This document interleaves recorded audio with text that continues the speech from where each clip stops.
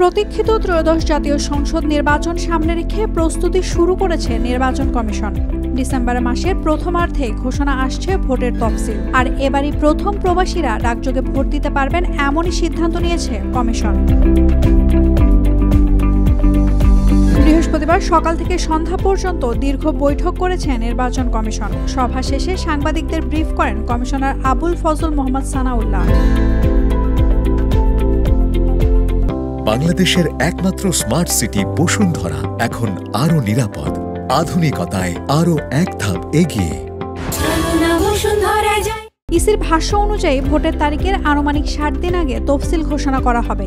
অর্থাৎ রোজা শুরুর আগে ফেব্রুয়ারির মাঝামাঝি সময়ের মধ্যেই ভোট আয়োজন করতে চায় commission.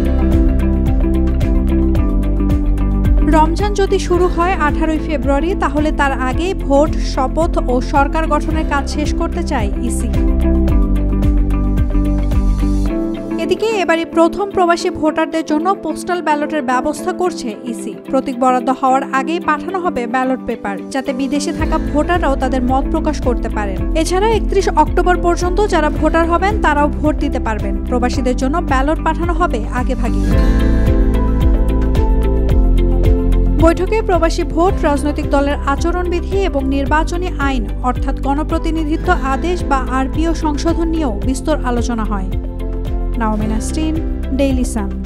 For more updates, follow us on Facebook, subscribe our YouTube channel, get the latest update on www.daily-sun.com.